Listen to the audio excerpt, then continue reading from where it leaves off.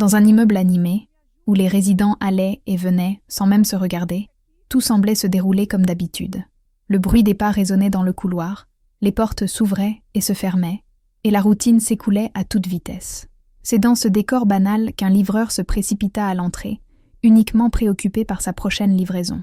Près de l'ascenseur, une femme musulmane handicapée attendait, posture calme, regard patient, mais visiblement incapable d'atteindre le bouton seule. Lorsqu'il passa devant lui, elle lui demanda de l'aide d'une voix polie, presque timide. Un instant, il la regarda. Il comprit immédiatement la situation. Et pourtant, il décida de continuer son chemin, comme si elle n'était pas là. Aucune agressivité, aucune parole blessante, juste la froideur de l'indifférence. Mais ce qu'il ignorait, c'est que cette femme était propriétaire de l'immeuble. Et lorsque la vérité éclata, un silence de mort s'abattit sur les lieux, et personne ne put croire ce qu'il voyait. Et vous? D'où regardez-vous cette histoire? Indiquez votre ville et votre pays en commentaire, pour que je sache jusqu'où elle est diffusée. L'immeuble se dressait majestueusement, au milieu d'une avenue animée, de celles qui n'ont pas besoin d'extravagance pour affirmer leur importance. Point d'ostentation excessive, ni de voitures de luxe garées devant, mais tout y respirait l'organisation, la solidité, la pérennité. C'était un grand bâtiment, aux lignes modernes et à la façade impeccable, un lieu où la routine s'exécute presque comme une horloge invisible. Les gens allaient et venaient naturellement, chargés de sacs à dos, de cabas, de porte-documents, chacun absorbé par ses propres pensées, ses propres horaires, ses propres soucis. Une fois les portes vitrées franchies, le hall dévoilait un espace élégant, sans ostentation, mais manifestement conçu pour être accueillant. Le sol reflétait la douce lumière du plafond, créant une impression d'espace et de calme. Des plantes soigneusement disposées, une réception toujours attentive et des canapés discrets le long des murs invitaient à la détente, pour ceux qui attendaient ou souhaitaient simplement faire une pause. Une légère odeur de propre flottait dans l'air, presque imperceptible, mais suffisante pour témoigner d'un lieu ordonné. Le va-et-vient des résidents était incessant. Un homme traversait le hall en parlant à voix basse au téléphone. Une jeune femme ajustait son sac à main en attendant l'ascenseur. Un couple discutait de choses insignifiantes, peut-être du dîner ou d'un rendez-vous oublié. De petits fragments de vie se croisaient, sans se toucher, comme c'est le cas dans tout grand immeuble résidentiel. Le bruit dominant était celui des pas qui résonnaient doucement dans le vaste espace. Chaque chaussure produisait un rythme différent, certains pas pressés, d'autres traînants, marqués par la fatigue de la fin de journée. De temps à autre, le signal discret de l'ascenseur rompait le silence, suivi du bruit métallique des portes qui s'ouvraient. Rien d'inhabituel, rien de remarquable. À l'entrée, l'employé observait l'activité avec la sérénité de quelqu'un qui en avait vu des milliers de jours semblables.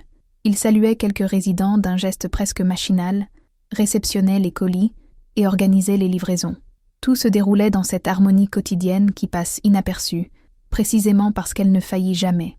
C'est dans ce scénario prévisible que le livreur fit son entrée. La porte s'ouvrit brusquement, laissant entrer un bref souffle d'air frais. Il traversa le couloir d'un pas ferme, mais légèrement plus rapide. Il avait cette énergie typique de quelqu'un qui vit contre la montre. Peut-être avait-il encore de nombreuses livraisons à effectuer. Peut-être l'application affichait-elle un retard. Peut-être était-il tout simplement las de refaire le même trajet des dizaines de fois par jour. Sa routine était automatique. Une main tenait fermement le paquet. L'autre gardait son téléphone portable à proximité. Son regard se posait fréquemment sur l'écran. Il vérifiait l'adresse, le code, les instructions. De petits gestes qui révélaient un esprit trop occupé pour remarquer ce qui l'entourait. Il ne regardait pas le couloir. Je ne comprenais pas les visages. Il n'a pas enregistré les détails. Son corps était là, mais son attention était déjà tournée vers sa prochaine destination. La précipitation transforme les gens en trajectoire, et les voyages s'arrêtent rarement pour voir ce qui ne fait pas partie du chemin. C'était la définition même de la normalité. Rien dans cette entrée ne laissait présager qu'un événement important se produirait dans les minutes suivantes. Rien ne laissait présager que ce serait un de ces moments où un simple choix révèle bien plus qu'il n'y paraît. Tandis qu'il traversait le vaste espace, ses pas résonnaient sèchement sur le sol poli. Il ajusta légèrement son sac à dos, prit une profonde inspiration et ralentit juste assez pour repérer les ascenseurs. C'est alors que le contraste a commencé à apparaître. No canto du hall. Elle l'était. Assis. Propriété. En attendant.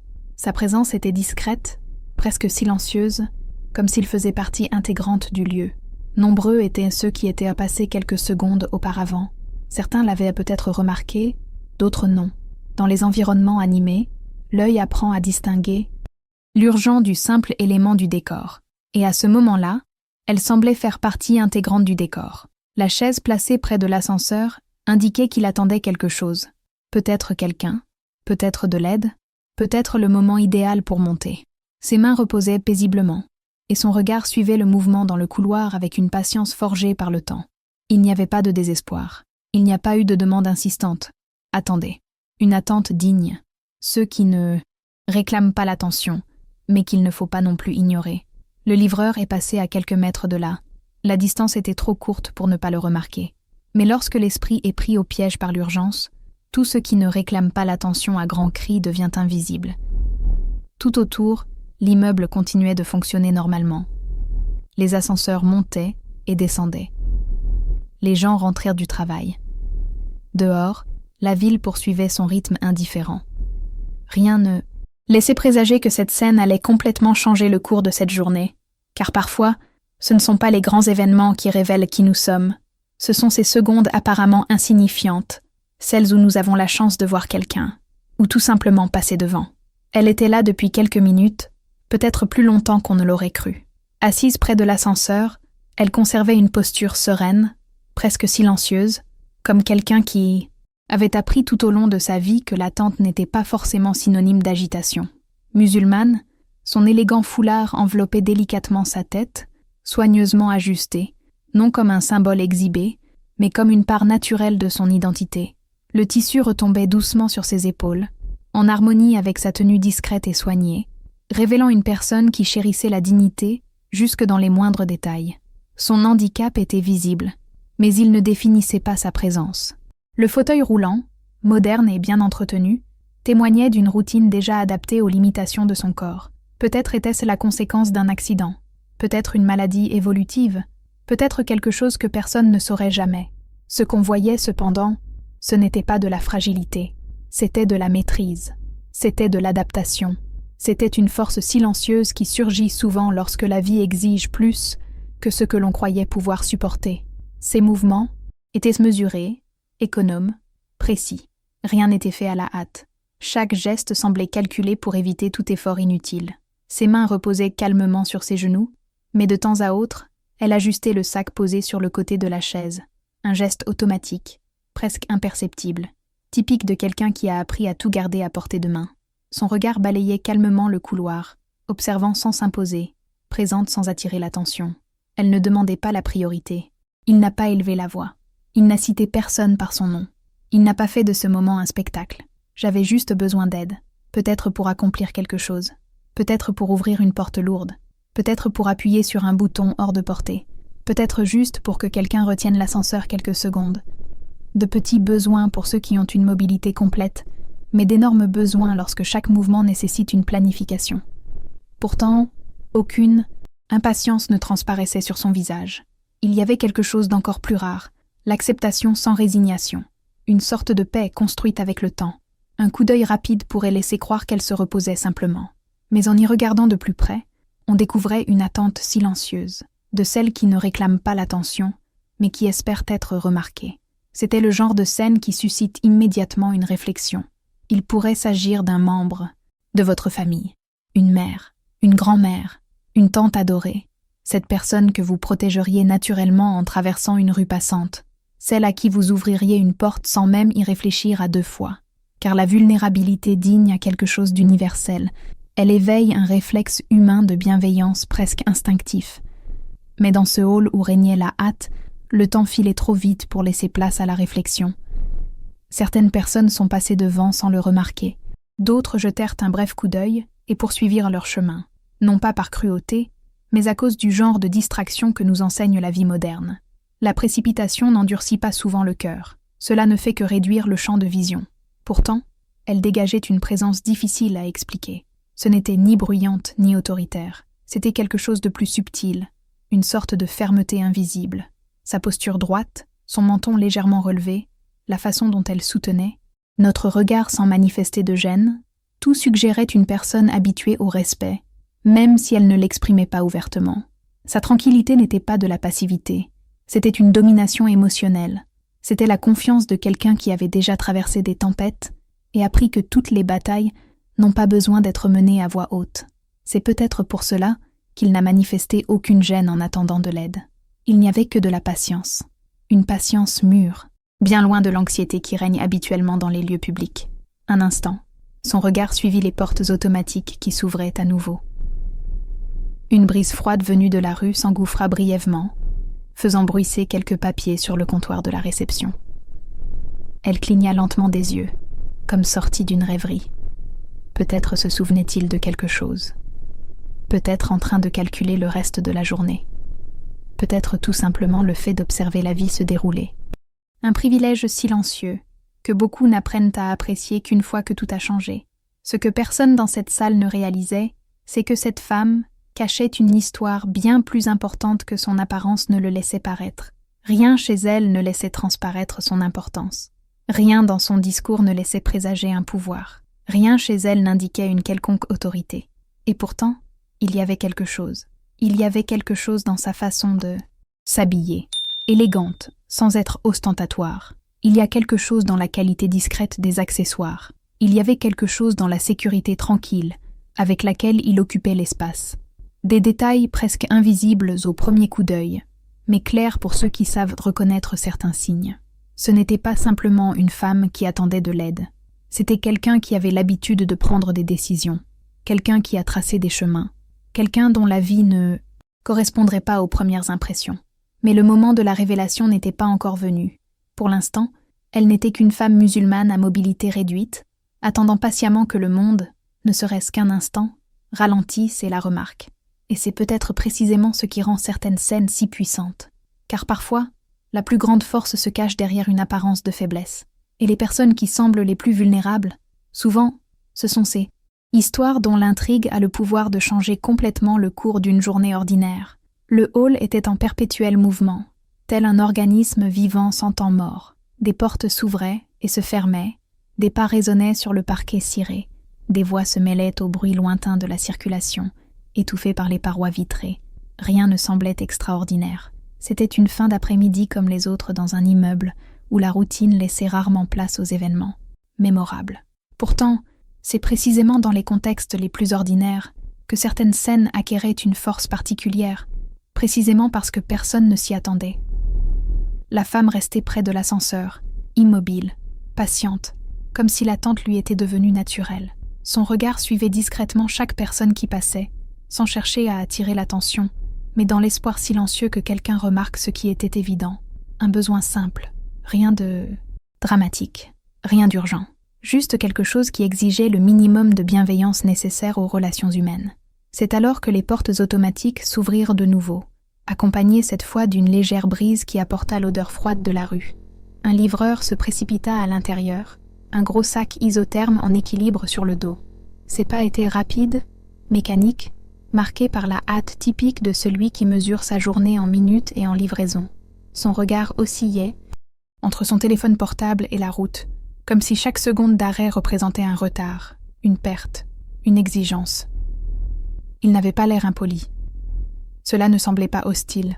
Il avait l'air fatigué. C'était peut-être la 10e tâche de la journée. Il y en avait peut-être encore beaucoup d'autres. Le poids invisible des objectifs et du temps transforme souvent les gens ordinaires en versions plus endurcies d'eux-mêmes, non par malice, mais par instinct de survie. Alors qu'il approchait de l'ascenseur, il ralentit enfin le pas. Leurs regards se croisèrent un bref instant. Ce fut un de ces contacts visuels rapides, presque automatiques, suffisant pour que chacun reconnaisse la présence de l'autre. Elle prit une profonde inspiration avant de parler, comme si elle choisissait soigneusement ses mots pour éviter de paraître déplacée. Sa voix était basse, polie et pleine d'attention. « Pourriez-vous appuyer sur le bouton de l'ascenseur pour moi, s'il vous plaît ?» Rien de plus. Aucune exigence. Pas de dramatisation. C'était une simple demande, si insignifiante que, pour beaucoup, elle ne serait même pas perçue comme un effort. Le livreur hésita un instant.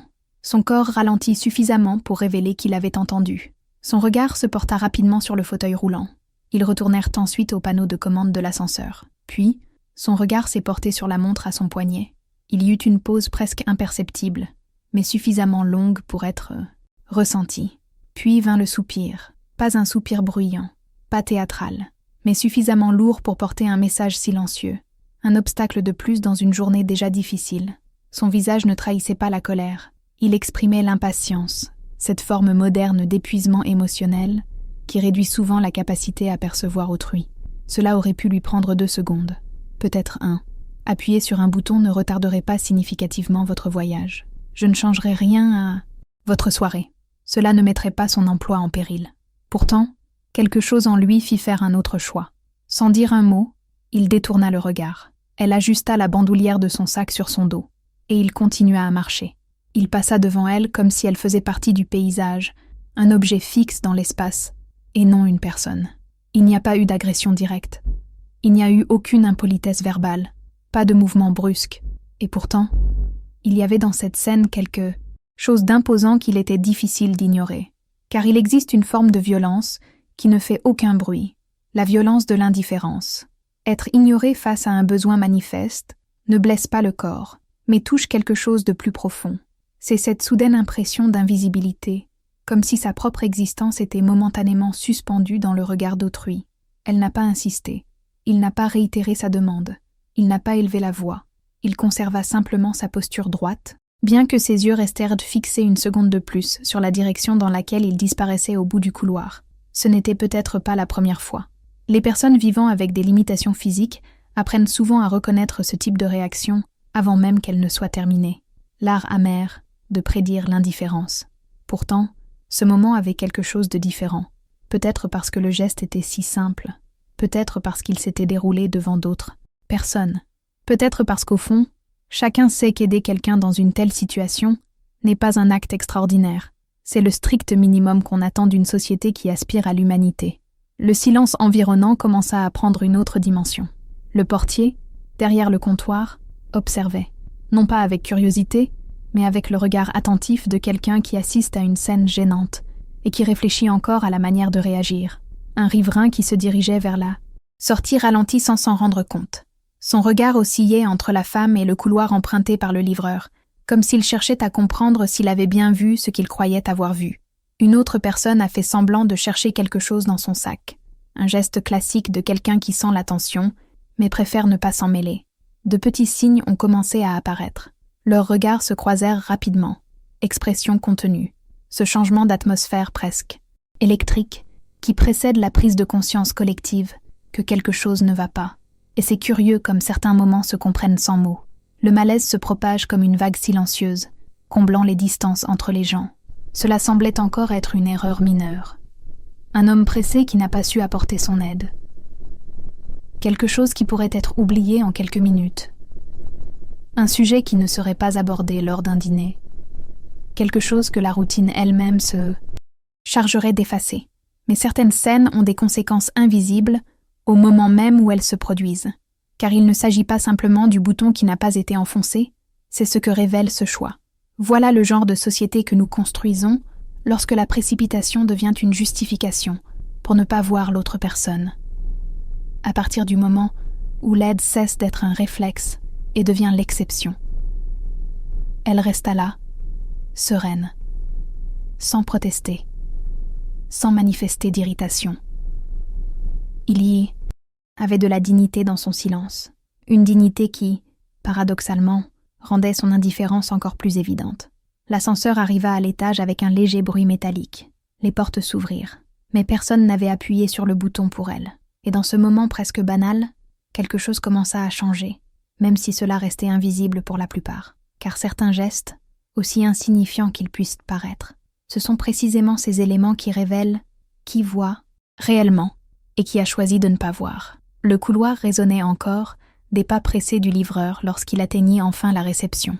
Il ajusta son sac isotherme, prit une profonde inspiration et tenta de retrouver son rythme de travail habituel.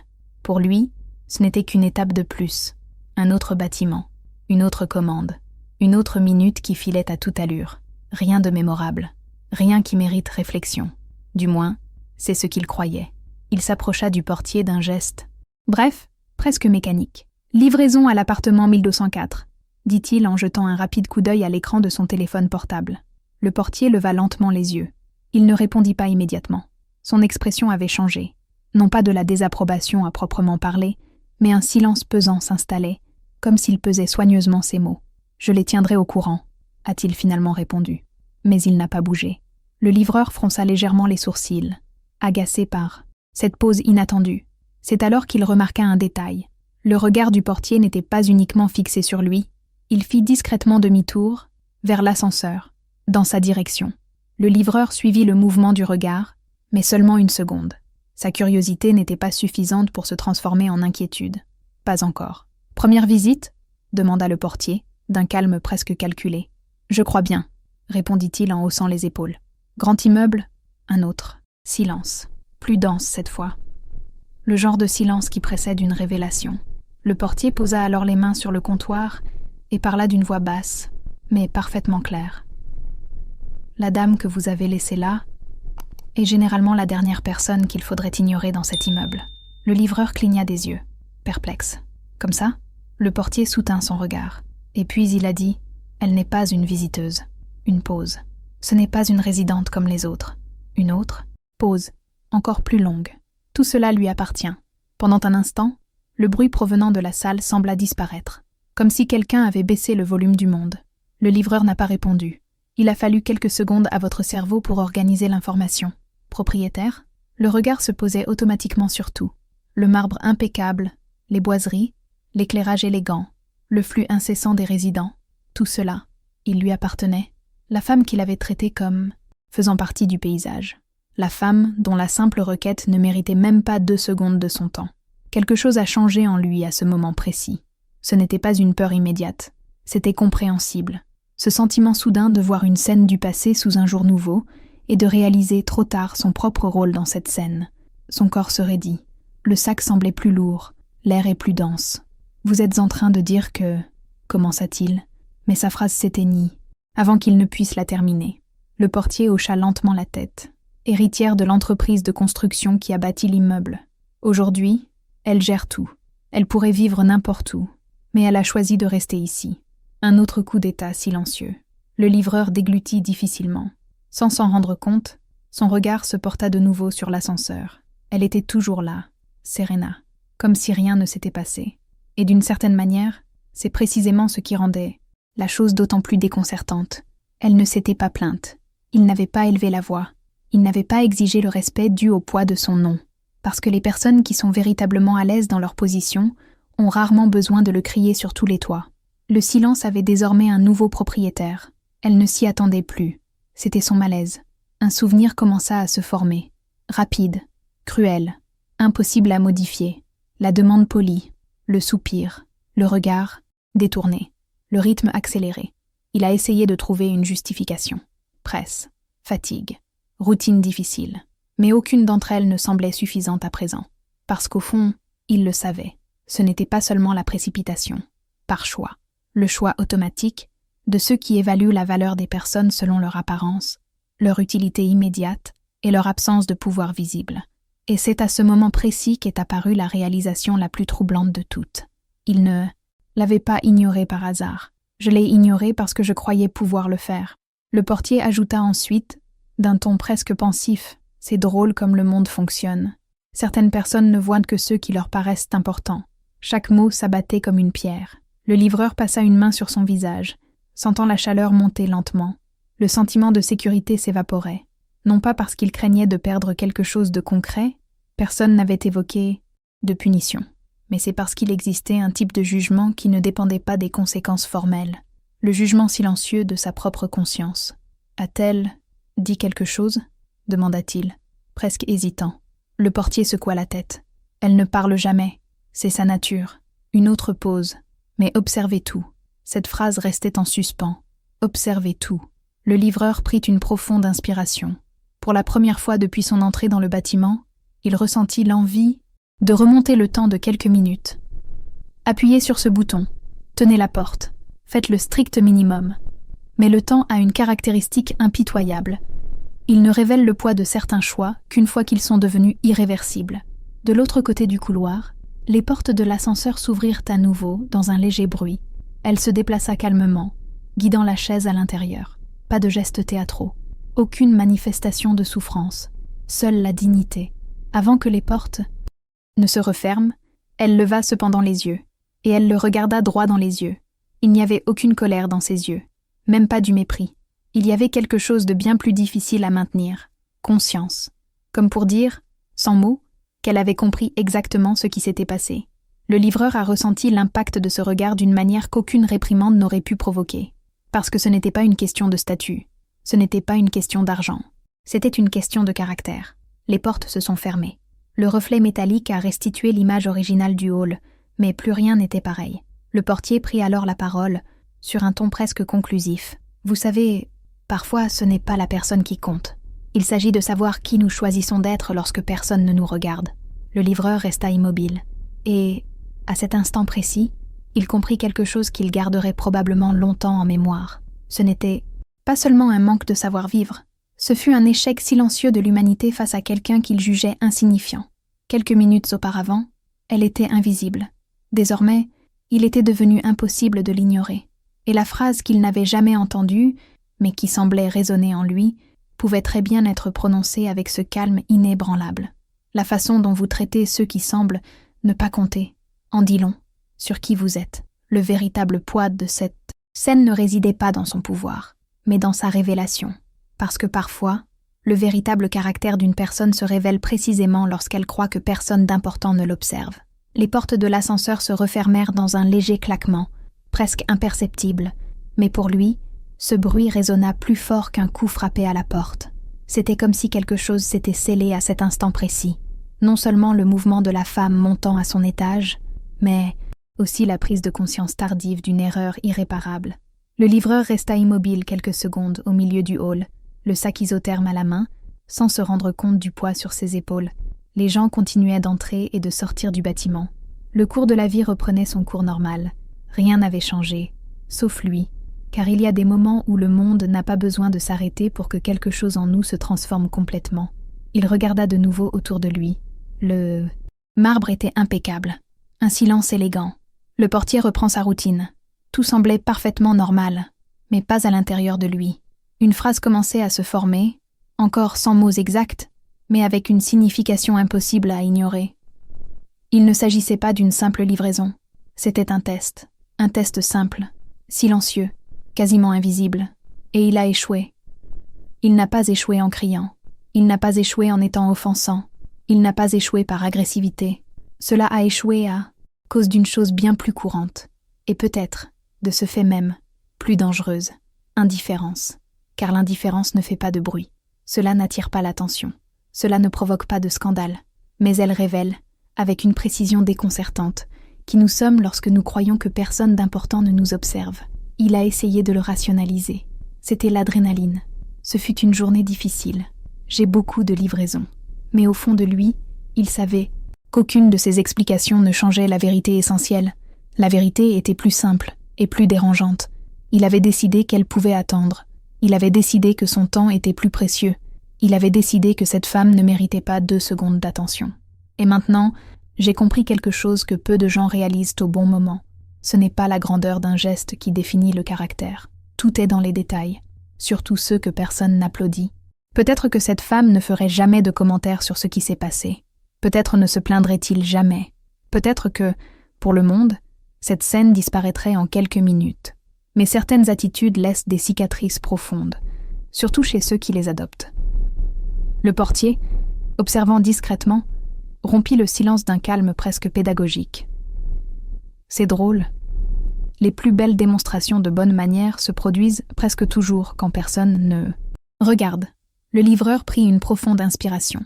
Cette phrase résonnait désormais en lui avec un poids différent, parce que c'était exactement ça. Les véritables bonnes manières ne se révèlent pas en présence de supérieurs hiérarchiques, de clients importants ou de personnes influentes. Elle apparaît dans le couloir vide. Il ne s'agit pas d'une simple demande, à une époque où l'aide est facultative, au moment où personne ne voulait nous faire payer quoi que ce soit. L'éducation, par essence, c'est ce que nous faisons, alors qu'il serait plus facile de simplement continuer notre chemin. Son regard se reporta sur l'ascenseur, là où tout a commencé, et c'est alors que j'ai eu la plus profonde prise de conscience de cette nuit-là. Ne traitez jamais quelqu'un comme s'il était invisible. Vous ne connaissez pas l'histoire que cette personne porte en elle. Cette femme pourrait être propriétaire de l'immeuble, ou non. Il aurait pu s'agir d'un visiteur anonyme, une femme retraitée, une mère, une grand-mère. Cela ne devrait pas faire de différence, car la dignité ne dépend pas du statut. Le respect ne devrait pas être conditionné par l'apparence. L'humanité ne peut être sélective. Ceux qui jugent les autres sur les apparences révèlent presque toujours un vide qu'ils ne peuvent dissimuler longtemps. Et c'est peut-être l'une des leçons les plus difficiles de la vie adulte.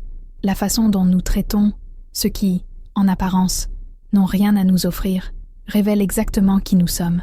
Le livreur a réajusté le sac sur ses épaules.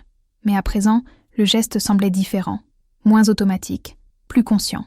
Il savait qu'il continuerait à effectuer des livraisons. Quels autres bâtiments seraient construits ensuite? D'autres visages, autres routines.